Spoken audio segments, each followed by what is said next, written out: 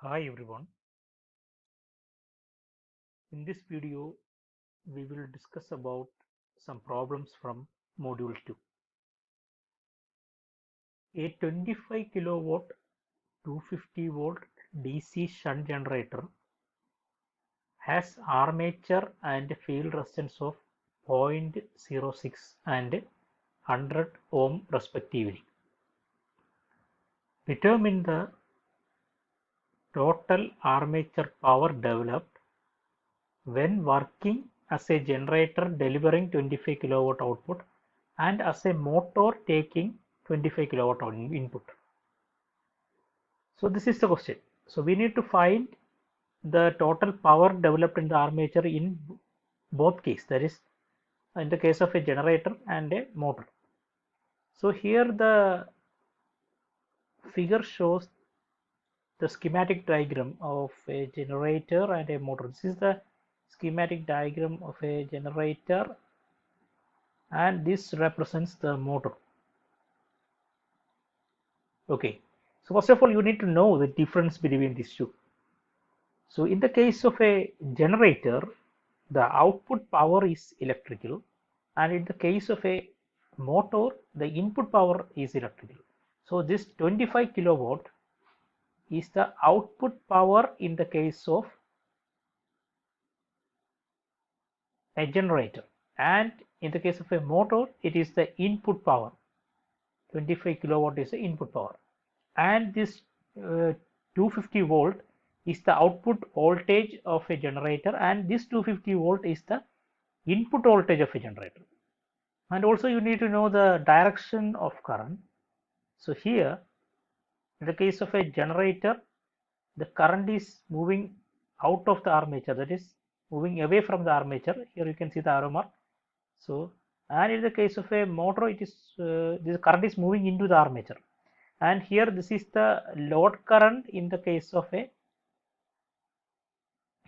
generator, and here this is the input current in the case of a motor. So these are the difference. Okay, and ISG is the shunt field current. It is same for both cases. First of all, we need to consider the machine working as a generator. We know that the output power here, it is a generator. The output power is V into IL, so voltage into current, and from this equation we can find the value of output current.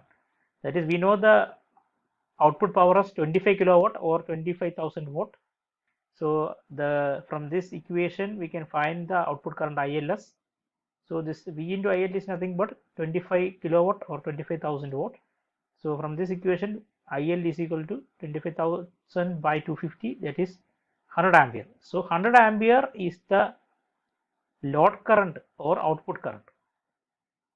And the shunt field current, we know that for a shunt machine, the voltage is V, and the equation for the shunt field current is V by RSH, and we will find the value of shunt field current as 250 by 100 as 2.5 amperes. And we know that the armature current is IL plus IS, that is the current which is moving out of the armature will split into two, that is some amount of current will flow to the load and some amount of current will go to the field current. So IA is equal to IL plus ISH in the case of a generator. So we can find the value of armature current as 102.5 amperes. And we know that for a shunt generator, the voltage equation is Eg equal to V plus IaRa, and we know the value of V, Ia, Ra, and substitute those values, we will get the generated EMF. And the power developed in the armature is nothing but Eg into Ia. So substitute the value of Eg from this equation and substitute the value of current. We already found the value of current. And substitute these values, we will get the power developed in the armature as 26.26 kilowatt. Now we will consider the case of a motor. In the case of a motor, we need to find the input current. Here the input power is equal to, in the case of a motor, the input power is 25 kilowatt, or 25,000 watt. And we know that input power is equal to, for the case of a, in the case of a motor, the input power V into I is equal to 25,000 watt. From that we will find the value of input current as 25,000 by 250, which is nothing but 100 amperes. And in the case of a motor 2, the equation for shunt field current is V by RSH, that is 250 by 100, that is 2.5 amperes. So now for the motor, the armature current is IA equal to I minus ISH. Because the total current is I, the I is moving towards this junction and will split into two.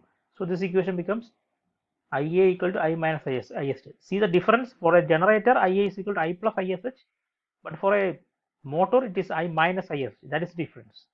So we can find the value of armature current using that equation, that is 97.5 amperes. So we know that for a motor the equation for back EMF is EB is equal to V minus IARA. Remember, for a generator it is V plus, and here for a motor it is V minus. There's a definite difference between these two. So the back EMF is equal to V minus IARA. So substitute the values as in the case of, as in the previous case, substitute those values, and we will find the power developed in the armature like this. Now the next problem, a 440 volt DC shunt motor takes 32 amperes and runs at 750 rpm. The armature and field resistances are 0.25 ohm and 220 ohm respectively. Calculate the armature torque developed. So this is the equation. We know the equation for armature torque, and we can find the value of armature torque using that equation. That we have already discussed those equations in the previous classes. And we know that the input voltage is 440 volt, which is given in the question, and the input current is also mentioned in the question as 32 amperes, and the speed is also given 750 rpm, and we have the shunt field current, that is ISH is equal to V by RSH, that is 440 by 220 is equal to 2 ampere. So we know that for a motor the armature current is equal to input current minus shunt field current. So from that input current is 32 amperes, shunt field current is 2 amperes, so the armature current is 30 ampere. So substitute these values, then we know that for a motor the back EMF is equal to V minus IARA. Here the brush drop is not mentioned, so we know we need not take the brush drop. So EB is equal to V minus IARA. Substitute the value of IARA and V, will get the value of our back EMF. Now we know that if you know the value of back EMF, then the armature torque is equal to 60 by 2 pi into EB into IA by N, and 60 by 2 pi is nothing but 9.55. So the substitute the value of the back EMF was 32.5 and the armature current 30 and the speed of 750, then we will get the value of armature torque or electromagnetic torque.